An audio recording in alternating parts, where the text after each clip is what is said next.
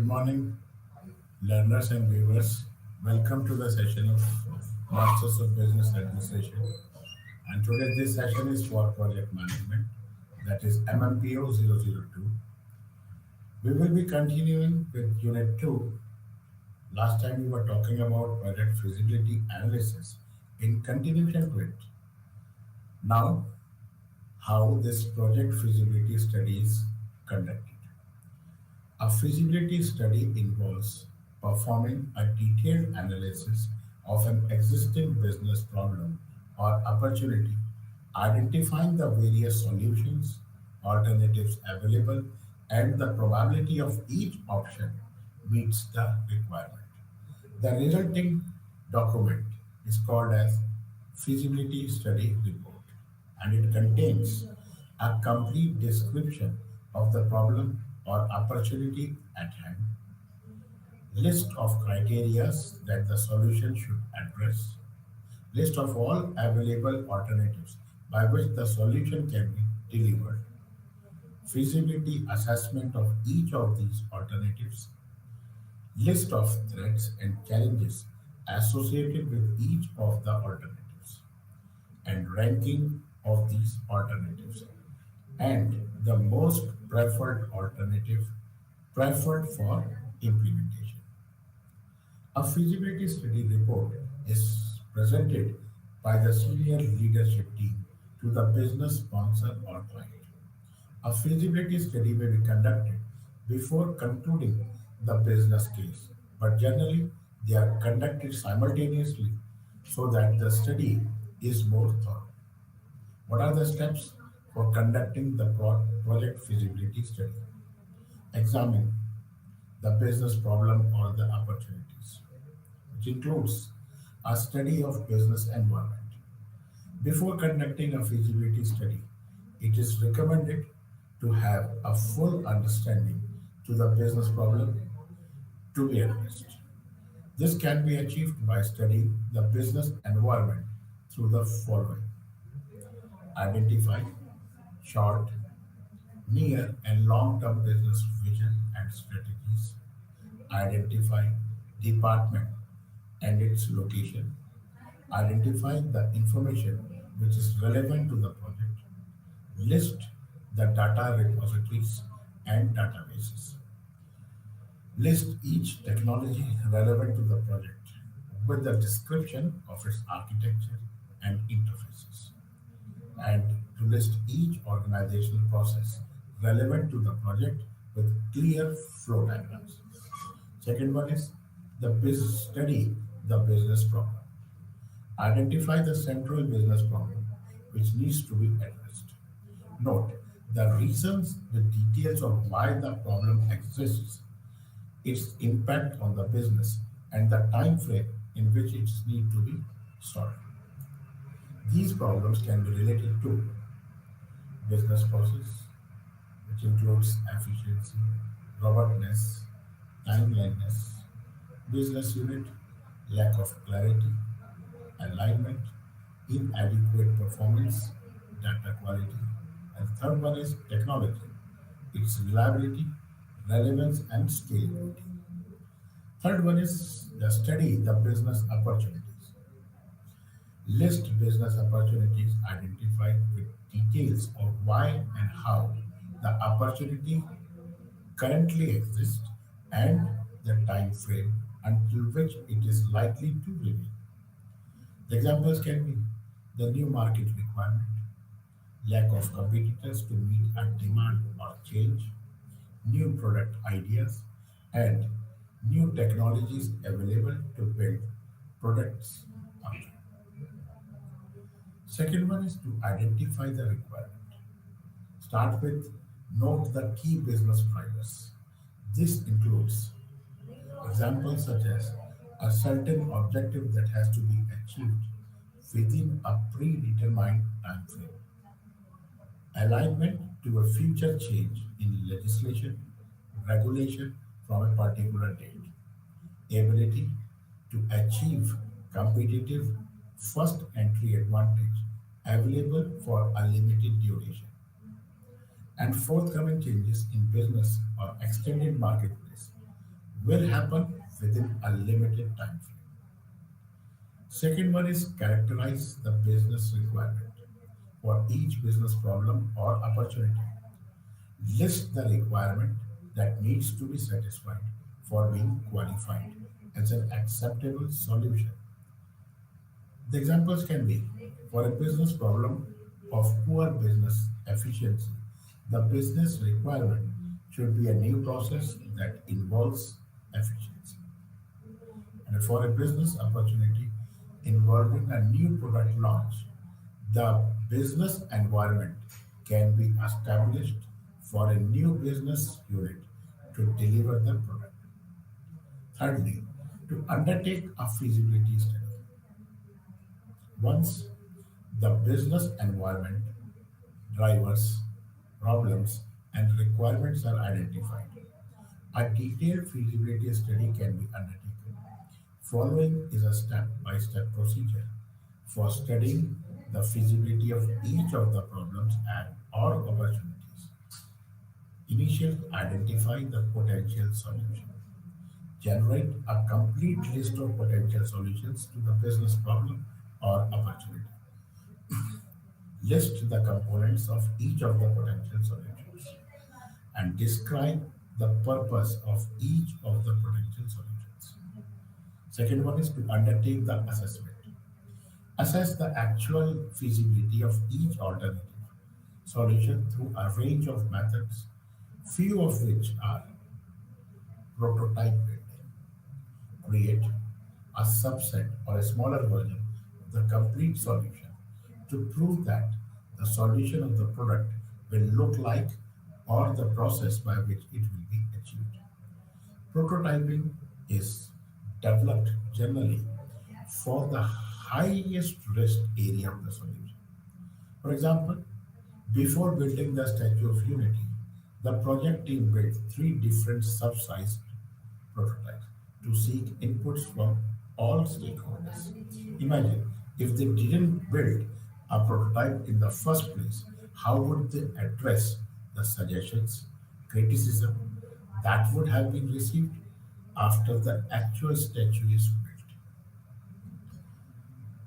It includes study related to survey.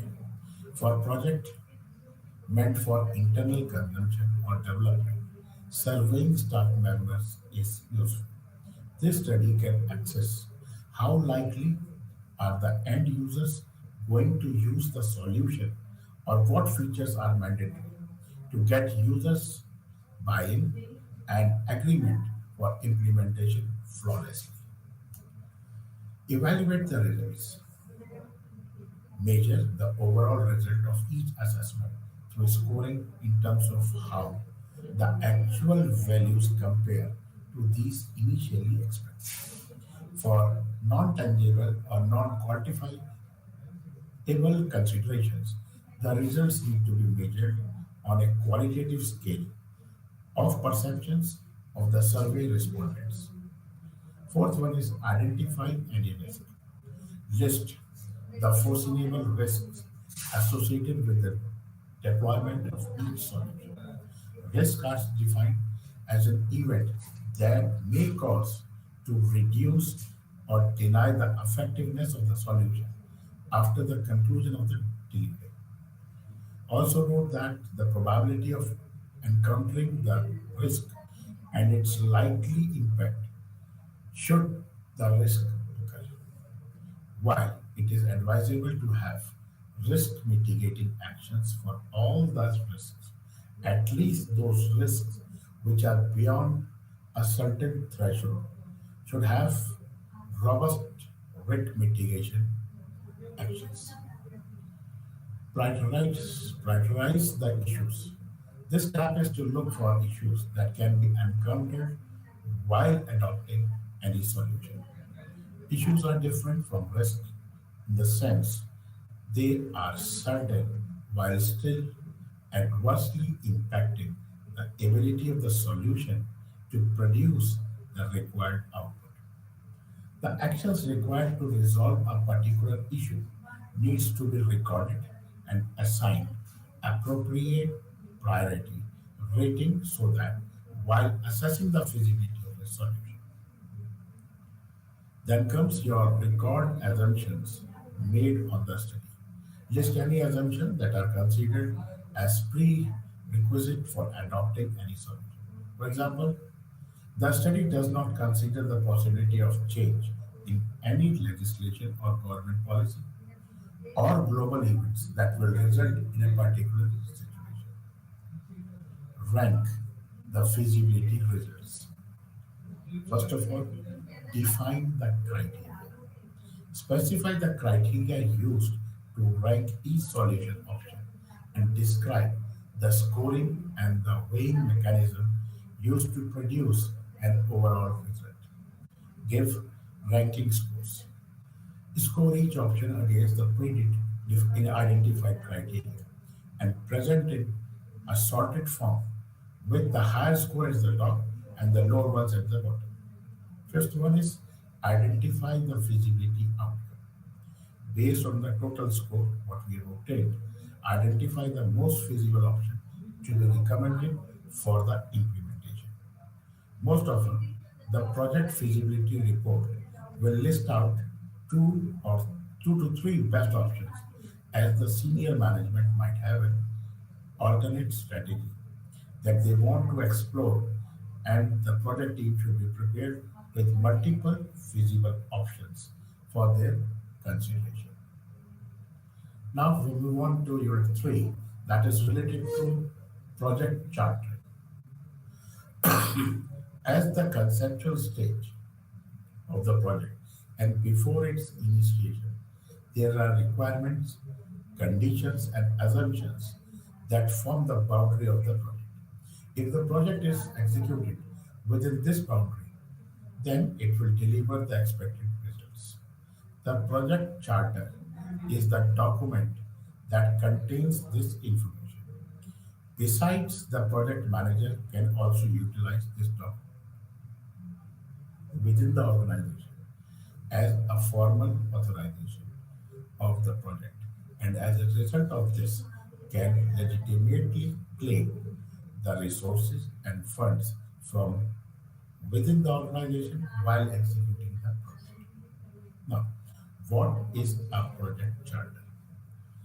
Project Management Body of Knowledge, that is PMBOK, from Project Management Institute, PMI, defines a project charter as a document formally authorizes the existence of a project and provides the project manager with the authority to apply organizational resources to the project activities. Project Charter creates a link between the project and the strategic objectives of the organization. The primary reason why the project was conceptualized in the first place, it is also a formal document that is communicated to the supporting functions and departments of the organization, such as procurement, finance, and human resources, so that they can allocate the cost and resources to the project. It shows documentary evidence of an organization's commitment to undertaking a particular endeavor to achieve organizational objectives. The creation of the project charter is performed at least once at the start of the project and reviewed in predetermined situations as required. For projects that are undertaken to produce output for customers as a part of the contract, the project charter establishes a partnership between the performing and the requesting organization. An approved project charter served as a formal initiative of the project. It is important to identify and formally assign a project manager, preferably as the project charter is taking shape, but certainly before the planning is initiated. As a result, the project manager will be aware of the various discussions and deliberations on the project specifies while preparing of charter and will be able to make the right judgment during the project. A mature based project based organization will have formal identified roles and functions such as sponsors and project or program management office. The project sponsor should be at level that is appropriate to secure funding and arrange resources for the project. Projects, irrespective of their nature, internal business or external influence, are meant to address a particular business case. What are the inputs to project charter? The project charter document the need that the project must address and is within the constraints of the organizational environment. External projects, it is also under the influence of agreements with the customer. These form the inputs to the project charter. We were talking about business case. It is the most utilized document. While creating a project charter, the business case contains the necessary information about the expected outcome of the project, as well as the investment involved, and so contains the justification for undertaking the project from a business standpoint. The document contains the assumptions and considerations within which the project is conceived and therefore provides a boundary within which the project has to be executed to ensure that it remains viable. It is agreements such as MOU, what we call it as Memorandum of Understanding, or Service Level Agreements. In short, we call them as SLA, and the Letter of Intent, that is LOI, forms the basis of the need of the undertaking a project. In the case of an external contract, purchase order or contract is used. Factors external to the organizations serve as inputs to the project charter. These are government or industry standards, market conditions, regulatory constraints, stakeholders' expectation, etc. Third one is organizational assets, such as internal standards, framework policies, and procedures. Also, historical information and learned lessons repository of past projects. What are the tools and techniques to create a project chart? A project charter is prepared at the initiation of the project and is therefore very less details are known. Much of the content in the project charter is prepared through calculations and judgment based on available information and the team's capacity of articulating the very available data into logical assumptions. What are the different data gathering techniques? That is, first of all, as we all know that is brainstorm. It is used to generate a list of several options in a limited time. It is conducted with a group of people and facilitated by a facilitator. This method not only helps to create an idea but also analyzes these ideas further. Interviews. Interviews are used to get relevant information on assumptions, constraints, risks, gross understanding of the requirements, acceptance criteria, and other such information from any stakeholder through a direct conversation. The focus group technique. This technique is used when there are several stakeholders involved, most often from different areas, and a collective understanding is required. It is better than the interview technique as the resulting idea is obtained after reaching a consensus within the team. Then comes your interpersonal and team skills. Facilitation is the ability to effectively guide a group of coverage ideas and reach out to a mutually agreed understanding in the form of decisions or solutions.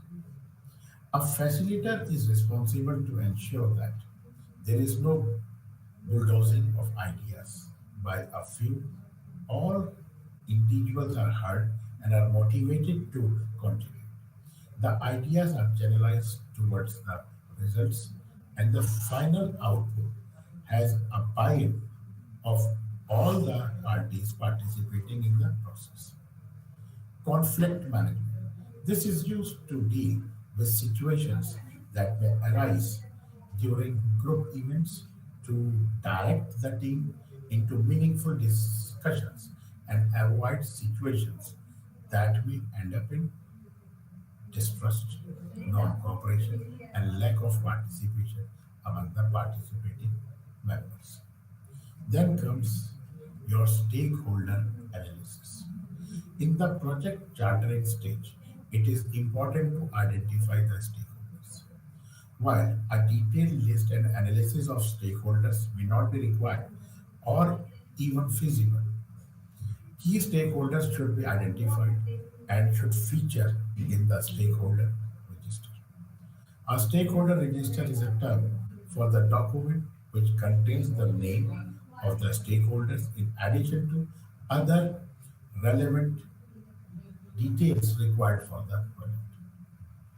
Once key stakeholders are identified, a thorough understanding of what is the position of these stakeholders vis-a-vis the project is studied. This technique is called stakeholder analysis. A stakeholder analysis is a technique used for analyzing information to determine which stakeholders' interest to focus on and how to increase stakeholders' support throughout the project. There are several classifications models to perform a stakeholder analysis. One such model is the power interest grid. There are two parts of it. First one is low power, low interest.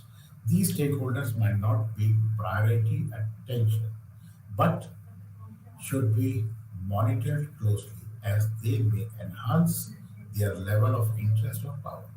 And the second one is low power, high interest. These stakeholders should be kept abreast of the happenings on the project.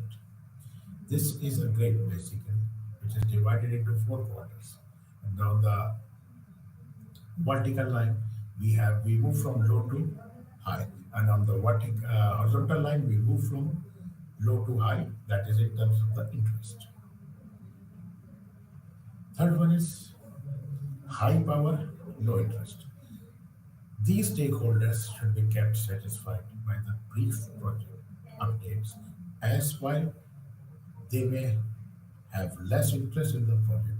Going to high power, they can impact critical decisions of the project. The fourth one is high power, high interest. These stakeholders should be managed very closely to the point of developing working relationships and frequent communications.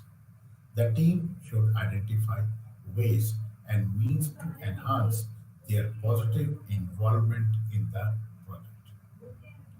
What are the contents of the project charter? These contents of the project charter will also vary to meet individual project needs.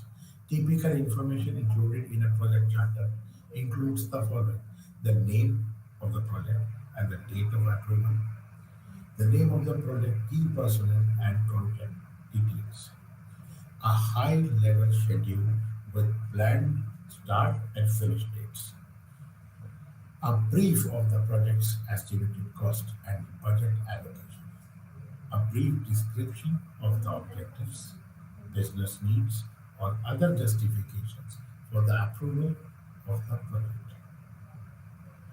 Project success criteria, including project approval requirement and who signs off the project.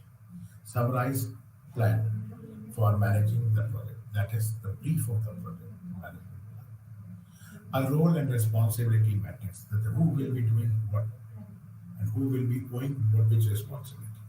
Signatures of the key project stakeholders and the general comments and note section. Most project charters will be maximum of 2 pages as these are meant for executive level review. However, some project charters might run into several pages and can include team members' signatures also. How to create project management plan. Project management plan integrates all individual management plans for each knowledge area into a comprehensive, centralized document containing details of what is involved in the project. It also includes the finalized baseline for the project. This document is a repository of several subplans showing how the project will be executed, monitored, and controlled, and lastly, how it will be closed. The project requirements will determine which subsidiary management plan is required with what trigger. The project management plans will deal with how and not what over each of these knowledge areas. The project manager is responsible to create the project management plan. A project manager may not necessarily be an expert on all the technical and functional areas involved in the project. Hence, the project manager needs to be supported by the team members in creating the project management plan. A project team shall support the project manager with necessary details, technical inputs, and solutions to the project manager so that he can make a judicious decision about the project work. To maintain the exact understanding, the content is taken from the project management body of knowledge by the Project Management Institute. Here we see that, first of all, it is subsidiary management plans, which includes scope management plan, requirement management plan, schedule management plan, and so on. Second one is baselines. That describe the scope baseline. It is an approved version of the scope statement, work breakdown structure, along with its associated dictionary. Second one is a scheduled baseline. It is an approved version of the project schedule containing all the list of the tasks and activities, including duration, start, and finish dates. And the third one is cost baseline, which is an improved version of a time-phased project budget that is used as a basis for comparing the actual result. Now, we move to block two, which includes, which is related to project planning, and it has three units: project scope management, project network analysis, which inclues PERT and CPN, and then project scheduling. So we will be starting with unit four, that is related to project scope management. As we are aware, a project is a unique activity in the sense that you can't compare one project with other as there is a change in time, cost, and scope. Project managers are the custodians in charge of a single small project and are responsible for planning and scheduling the project. The scope is defined by the cost, time, and quality of the deliverable in project terms. Project scope management. It is a part of the project planning exercise. One needs to clearly draw a boundary with respect to all the aspects of the project, including all connected activities, resources, requirements, timelines, and deliverables. PSM also summarizes the key stakeholders, procedures, activities, hypotheses, and limitations, along with do's and don'ts too. Without a clear project scope statement, your project will end up beyond your team's ability to complete it due to delays, that is time overrun and cost overrun. How to define project scope? A project scope is a function of project objectives, goals, needs, limitations, deliverables, resources, and budget. A project manager needs to clearly document the project objectives, resource plan, if you have one, or planning resources, stating the budget requirement, time schedule for completing the project, constraints and deliverables at the end. Make sure that all the project stakeholders have clearly understood the project boundaries. What are the key steps for defining any project scope?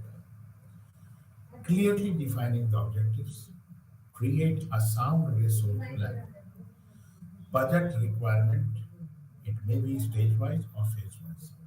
Project time duration, that is, for the completion of the total project, along with the time taken to complete each stage of the project. Identify and clearly state the project deliverables.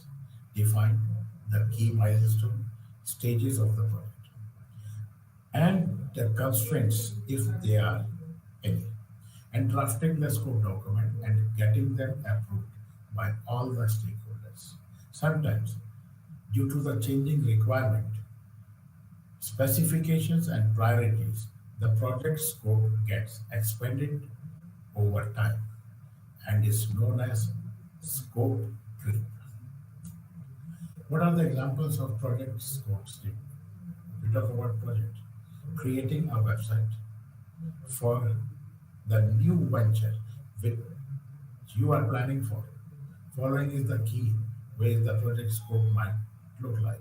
That is key of project objectives. To create a user-friendly and attractive website for the new venture which is likely to browse smoothly. Second one is resources. Web designer team, two people, 30 hours of work a week for 3 weeks. Software manager, one person. He will work for 10 hours of work a week for 2 weeks, and IT and legal review. As for the statutory compliances, two teams, 4 hours of ad hoc work for a week. And now, the most important part is the budget. That is approximately 2 lakh rupees. Deliverables. User-friendly, attractive website has to be there, and which is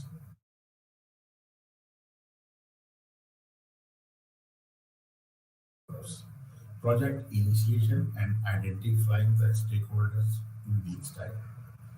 Work breakdown structure, resource estimation and budget estimation. Normally it will take 1 week. Drafting the project scope, another week. Project allocation, week. And designing the web page, but that is a very tedious job. That means it is going to take a maximum time. We may say 4 weeks. The final launch of the website will be done in fifth week. What are the priorities of a project? The project objectives answer what, when, and how much.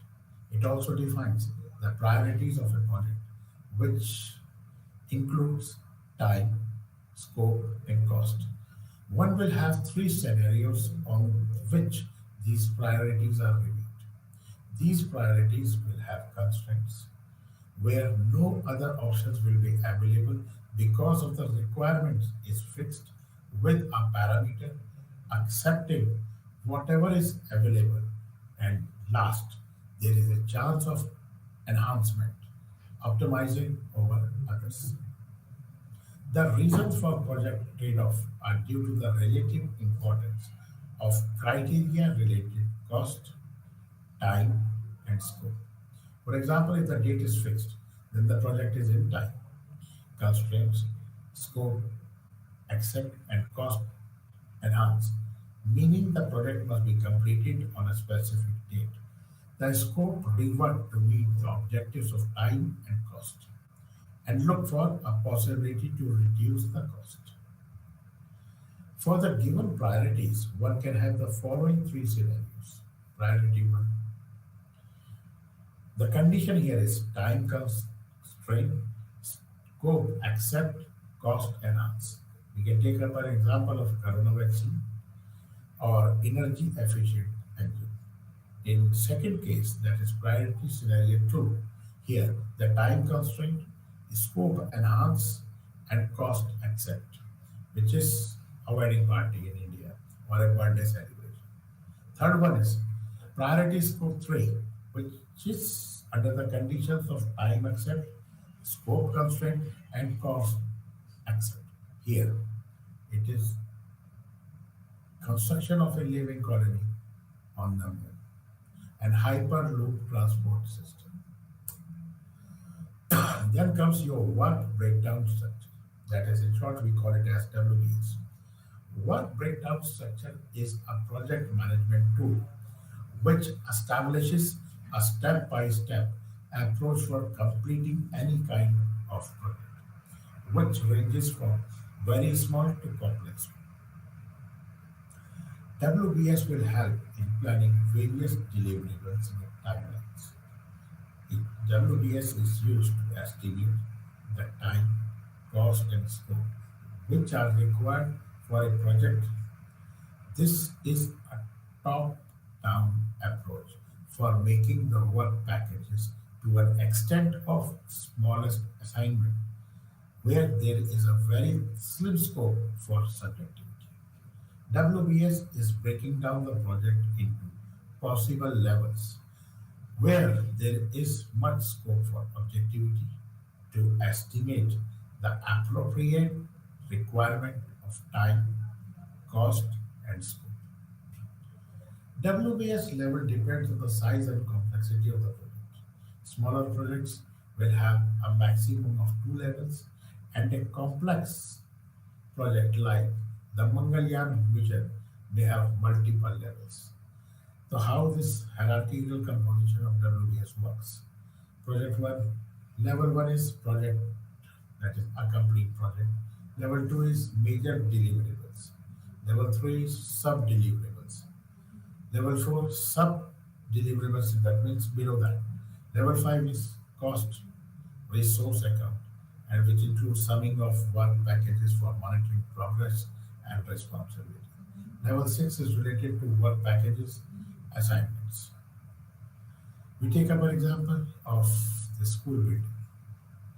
Initially, there are different stages of building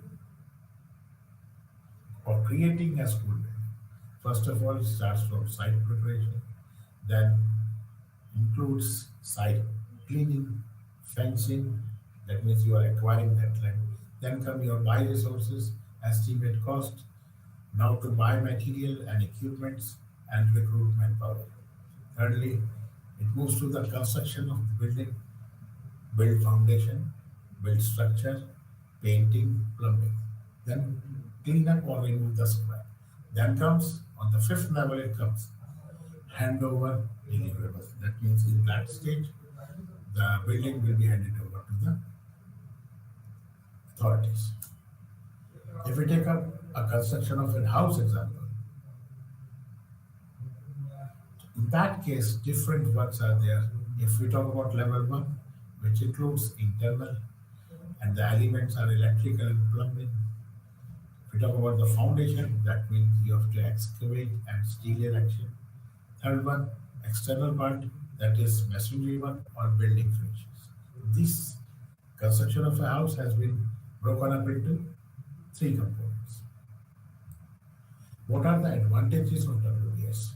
WBS is a widely used project management tool for decision making. It allows evaluation of the cost, time, and technical performance of a project along with the organization which is executing the project.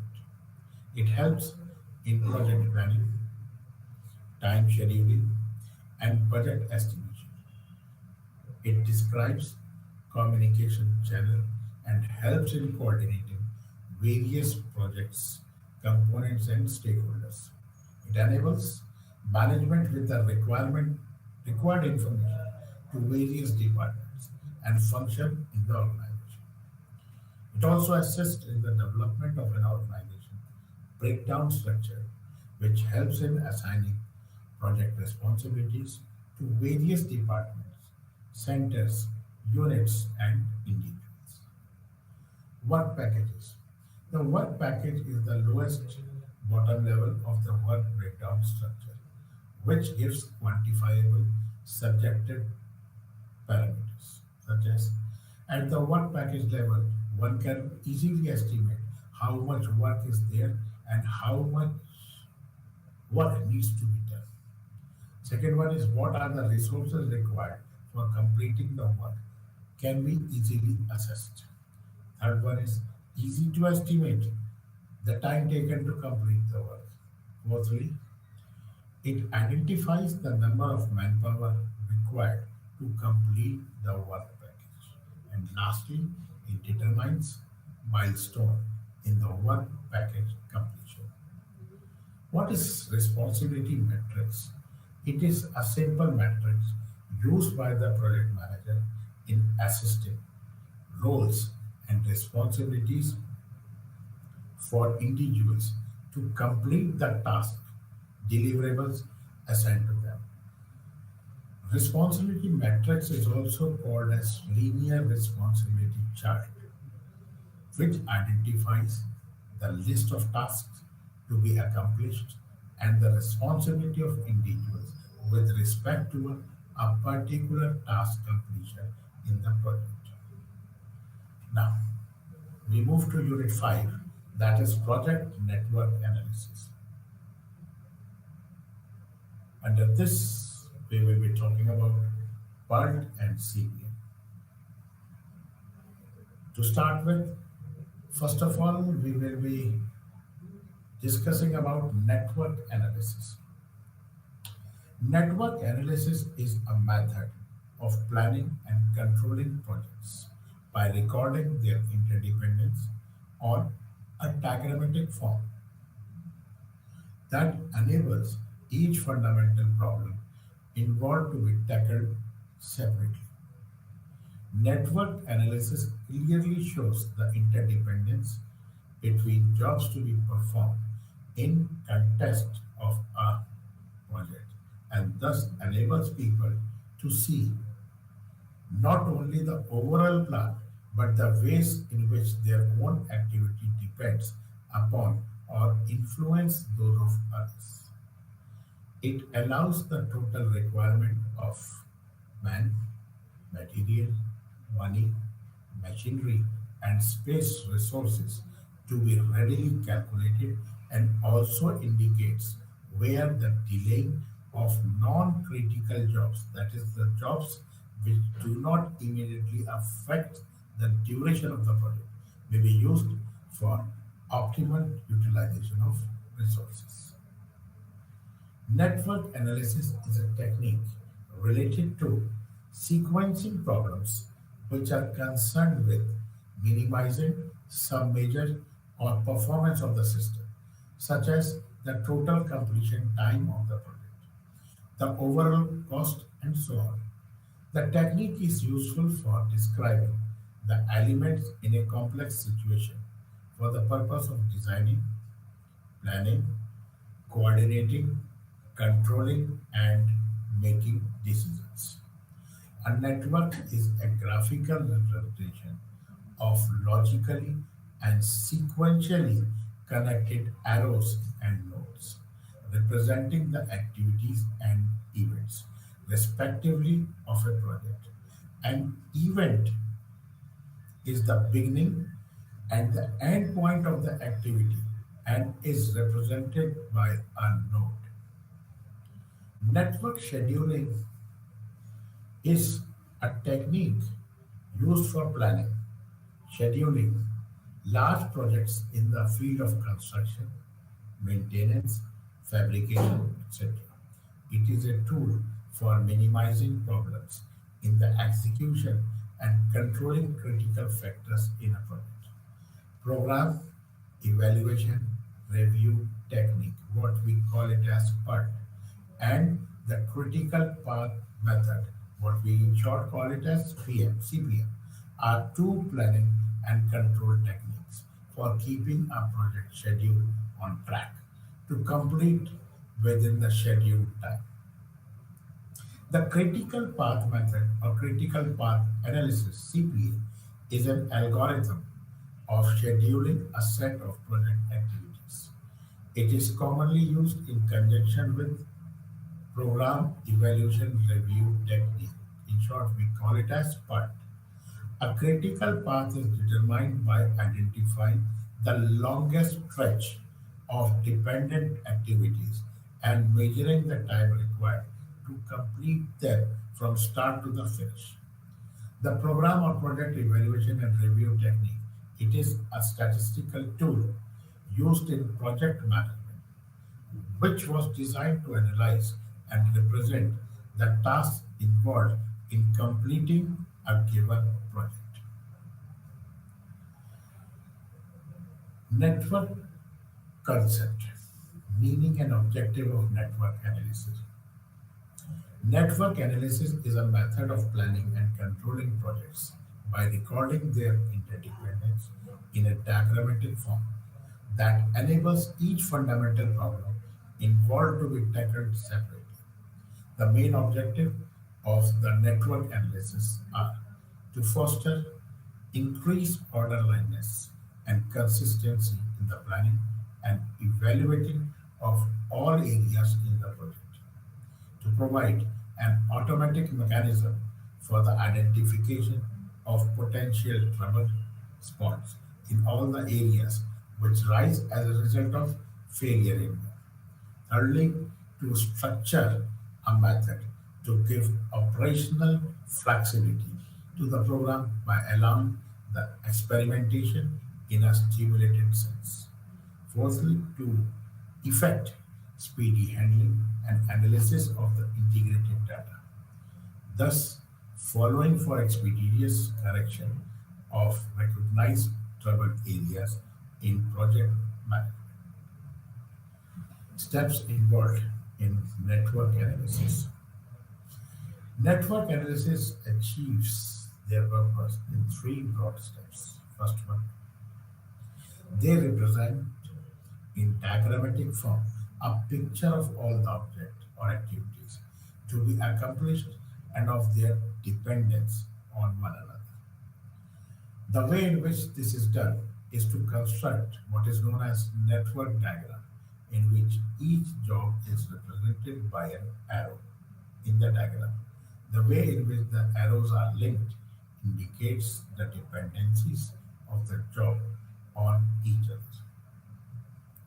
Secondly, they consider the limitations imposed by the availability of the resources, which can be in the form of man, machine, manpower, and material. And view of these estimates the time required to do each job. And thirdly, they apply the estimated job time to the network diagram and then analyze the network. Analysis in this case means the calculation of total length of time involved in each path through the network.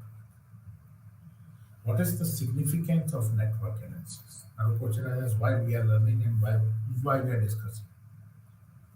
Network analysis clearly shows the interdependence between jobs to be performed in context of a project and thus enables people to see not only the overall plan but the way in which their activities depend on the influence of others.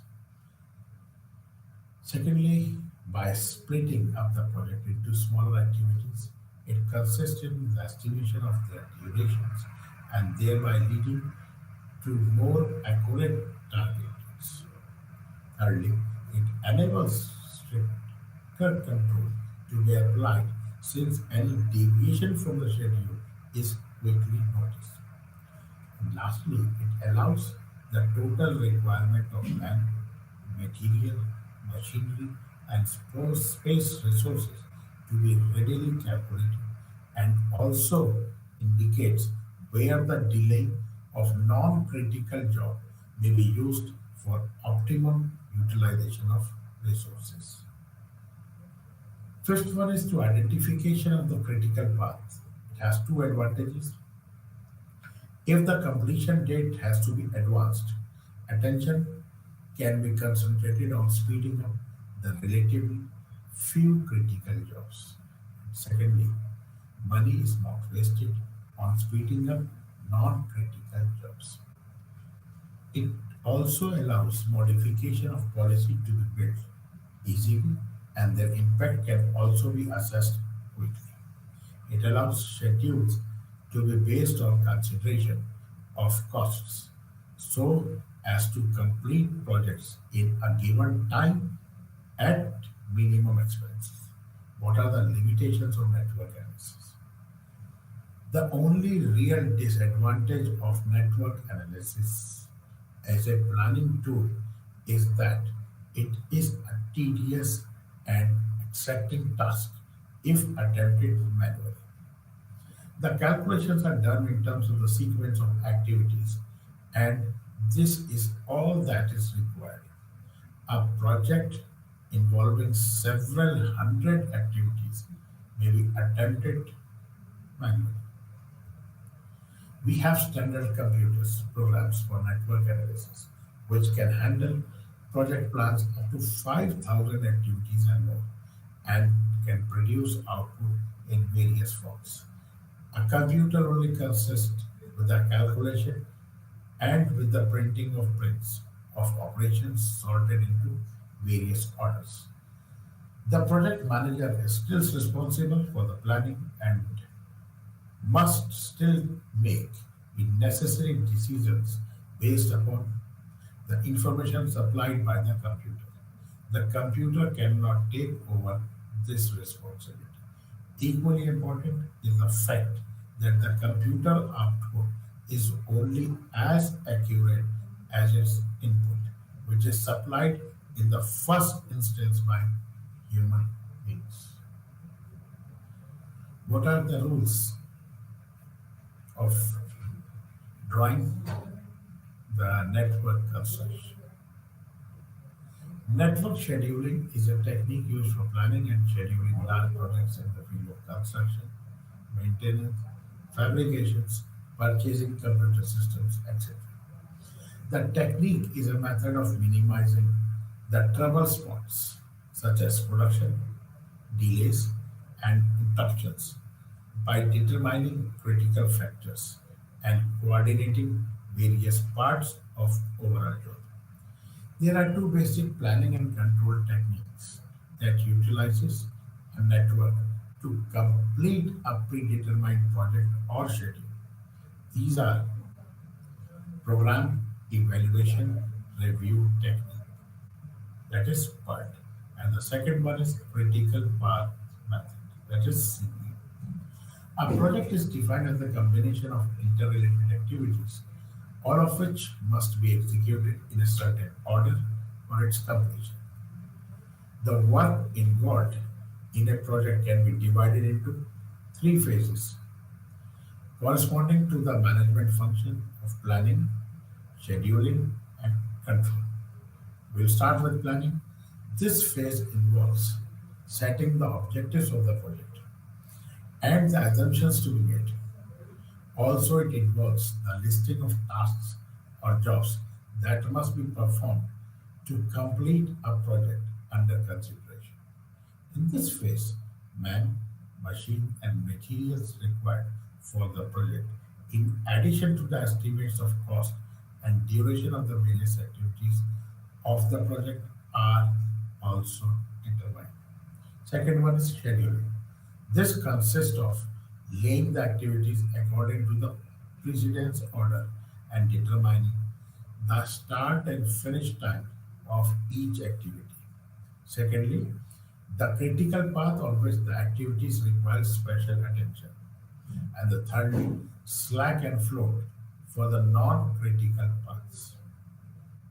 Third one is the controlling. This phase is exercised after the planning and scheduling, which involves making periodical progress reports, reviewing the progress, analyzing the status of the project, and management decisions regarding updating, crashing, and resource allocation. Now, you might have heard different new terms. So, in short, we will be talking about what these all basic terms mean. To understand network techniques, one should be familiar with the few basic form terms of the CPM and PERT. Initially, it is network. It is the graphical representation of logically and sequentially connected arrows and nodes representing activities and events of the project. Networks are also called arrow diagrams. Second one is activity. An activity represents some action and it is a time consuming effort necessary to complete a particular part of the overall project.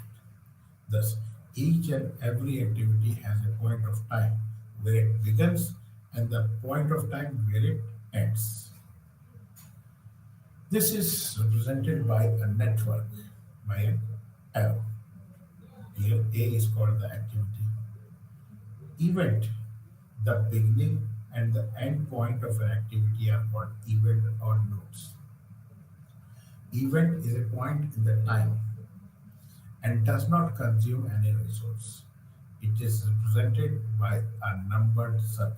You can see the head event called the jth event and has a number higher than the tail event called the ith event. Merge and burst events. It is not necessary for an event to be ending. Event of any one project or activity, but can be the ending event of two or more activities. Such events are called merge events. That means in the diagram you can see that on the circle there are three arrows. That means we can say that three activities are merging on this node. If the event happens to be beginning event of two or more activities, it is defined as burst event. That means you can say different arrows are coming from a particular node. Then comes your preceding, succeeding, and concurrent activities. Activities must be accomplished before an given event can occur, are termed as preceding activities. Activities which cannot be accomplished until an event has occurred are termed as succeeding activities. Activities which can be accomplished concurrently are known as concurrent activities. Dummy activity. Certain activities which neither consumes time nor resources but are used simply to represent a connection or a link between the events are known as dummies. It is shown in the network by a dotted line. The purpose of introducing dummy activity is to maintain uniqueness in the numbering system, as every activity may have a distinct set of events by which the activity can be identified. And secondly, to maintain a proper logic in the network. Common errors. There are three common errors which are normally performed while we are constructing a network diagram. First one is looping, that is cycling. In a network diagram, looping error is also known as cycling error. Drawing an endless loop in a network is known as error of looping. A loop can be formed if an activity were represented as going back in time. Let's see a loop. Second one is dangling. To disconnect an activity before the completion of all the activities in a network diagram is known as dangling. Redundancy. If a dummy activity is the only activity animating from an event and which can be eliminated is known as redundancy. There is no need of providing this dummy activity. We can merge where activity A and C are merging.